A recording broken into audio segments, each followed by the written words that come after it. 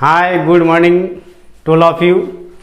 मैं फिर एक बार Kitabuddin sir zeal classes Gopalganj की तरफ से यूट्यूब प्लेटफार्म पर एक बार हाजिर हुआ।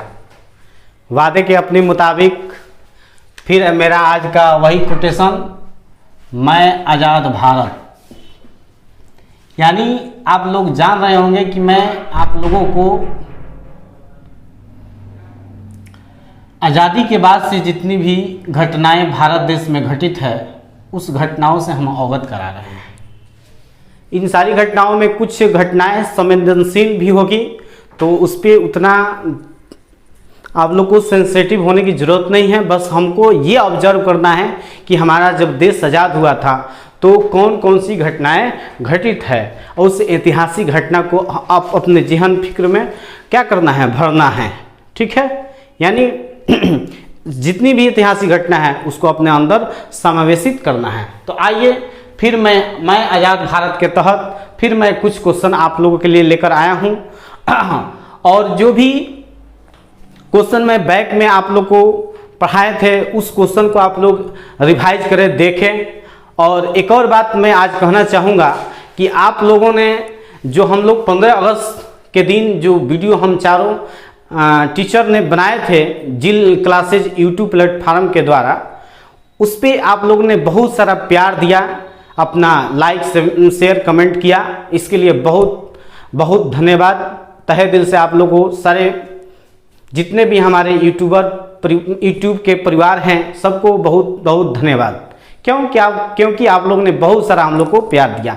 लेकिन एक बात अफसोस मैं कहूँगा कि जितना आप लोग उस वीडियो के लिए प्यार दिया, उसमें अपने प्यार को जताया, उतना बाकी वीडियो पर आप लोग प्यार नहीं दे पा रहे हैं। तो आप लोग से मेरा रिक्वेस्ट रहेगा, गुजारिश रहेगा कि प्लीज़ आप लोग जितने भी हमारे यूट्यूब के परिवार हैं, जितने भी यूट्यूब के मेंबर हैं, कृपया आप लोग जिस तरह उस वीडियो पर प्यार अपना दिए थे, अपना दुआ आशीर्वाद हम लोग के लिए भेजे थे, उसी प्रकार और भी सारे वीडियो पर आप लोग अपना प्यार आशीर्वाद हम लोग को दीजिए, ताकि एक हम लोग का बड़ा परिवार बन सके और हम लोग दिन पर दिन प्रतिदिन क्या हो आगे बढ़ें। और आप लोग के प्यार के पाने की वजह से हम लोग में एगो एनर्जेटिक भाव जगेगी, हौसला जगेगी, जिससे हम लोग और भी अच्छे अंदाज में आप लोग के सामने वीडियो प्रस्तुत करेंगे। ठीक है, तो आप लोग जानते हैं कि कल हमने सबसे लास्ट में जो घटना पढ़ाए थे, जो लास्ट में हम लोग घटना पढ़े थे, वह घटना था 1984 ईस्वी। आप लोग को अगर जो लोग वीडियो देख रहे हैं रेगुलर, उनको मालूम होगा 1984 में हम बताए थे कि अपने देश में एक घटना घटित होता है, भोपाल गैस त्रासदी। फिर से मैं रिकॉल करता हूं, आपको रिफ्रेश करता हूं। 1984 में जो घटना घटित हुई थी उस घटना को हम लोग भोपाल गैस त्रासदी के नाम से जानते हैं, जिसमें यूनियन कार्बाइड के कारखाने से मिथाइल आइसोसानाइड नामक गैस का रिसाव हुआ था और भोपाल शहर में तबाही सा मच गया था। उसके बाद से हम आगे के, ठीक है, तो 1984 के बाद हम चलते हैं 1991 ईस्वी के बाद। 1991 ईस्वी में, तो 1991 ईस्वी में क्या हुआ था कि उस समय एक प्रधानमंत्री थे जिनका नाम था राजीव गांधी, यानी पूर्व प्रधानमंत्री राजीव गांधी की हत्या हुई थी। यानी ये राजीव गांधी थे, तो आप लोगों को मालूम होना चाहिए ये राजीव गांधी इंदिरा गांधी के बेटे थे। यानी इंदिरा गांधी के दो बेटे, राजीव गांधी और संजय गांधी। तो जो बड़े लड़के थे राजीव गांधी, उन्हीं का 1991 में क्या हुआ था, हत्या हुआ था। ठीक है, और इससे एक और घटना आता है बहुत ही चर्चित कि अपना देश में इन्हीं को विद्युतीय ग्रामीण योजना का जनक भी माना जाता है। विद्युतीय ग्रामीण योजना का जनक माना जाता है क्योंकि इन्होंने ग्रामीण स्तर पर विद्युत, यानी ये जो बिजली आप लोग देखते हैं, आप लोग आज बिजली से क्या हो रहे हैं, मतलब आज हर घरों में बिजली इतनी फैल गई है, जो मतलब समझिए कि आज लालटेन और लैंप की कोई आवश्यकता ही नहीं है। तो सबसे प्रथम ये राजीव गांधी ही विद्युतीय ग्रामीण योजना पर सबसे पहले बहुत ही प्रयास से ग्रामीण स्तर तक इस बिजली को पहुंचाने का कार्य किया था। उसके बाद आते हैं 1991 में ही पूर्व प्रधानमंत्री नरसिम्हा राव ने आर्थिक सुधार कार्यक्रम शुरू किया था। यानी हमारे देश के एक प्रधानमंत्री थे जिनका नाम था नरसिम्हा राव। इसने आर्थिक सुधार कार्यक्रम, आर्थिक सुधार कार्यक्रम क्या था कि जब हमारे देश उस समय क्या हुआ था, आर्थिक रूप से बेहद कमजोर थे हमारे देश के लोग, मतलब समझिए कि उतनी फसलें नहीं होती थी, उतनी अनाज नहीं होती थी कि हमारे सब देश के लोग खा पी सकें, ठीक है। तो उसी दौरान हमारे देश के प्रधानमंत्री नरसिम्हा राव ने आर्थिक सुधार कार्यक्रम शुरू किया। तो ये कब किया था? 1991 ईस्वी में। उसके बाद आते हैं 1992 ईस्वी में। 1992 ईस्वी में तारीख है 6 दिसंबर 1992। तो 6 दिसंबर 1992 में क्या होता है कि हिंदू कट्टरपंथियों ने अयोध्या में मस्जिद को गिराया था, जिसमें बहुत ही अपने देश में क्या हुए थे, दंगे फसाद हुए थे। तो ये घटना भी आप लोग याद रखिएगा, ये भी घटना अपने देश में आज़ादी के बाद ही हुए थे 6 दिसंबर 1992 में। आप लोग जानते ही हैं इस घटना से कितना ही लंबा क्या मामला उलझा हुआ था, जो अब जाके हमारे देश के प्रधानमंत्री नरेंद्र मोदी के माध्यम से सुप्रीम कोर्ट के माध्यम से हल हुआ। तो 2019 में इसका मामला हल भी हो गया है और वहाँ श्री रामचंद्र जी की क्या हो रहा है, मंदिर का निर्माण हो रहा है, ठीक है।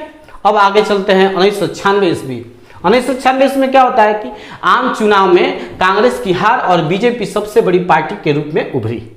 यानी 1996 के पहले जो बीजेपी पार्टी है, भारतीय जनता पार्टी, इसकी कोई भी मतलब उतनी रोल ही नहीं थी देश में। अगर किसी का था तो वर्चस्व भारतीय राष्ट्रीय कांग्रेस की। लेकिन जब 1996 आया उस समय लोगों ने जब आम चुनाव हुए तो कांग्रेस को क्या हुआ, उस समय मात खानी पड़ी और बीजेपी पार्टी यानी भारतीय जनता पार्टी अपने देश में सबसे बड़ी पार्टी के रूप में उभरी। और 1998 ईस्वी में क्या हुआ था, अटल बिहारी वाजपेयी के नेतृत्व में बीजेपी गठबंधन सरकार बनाई।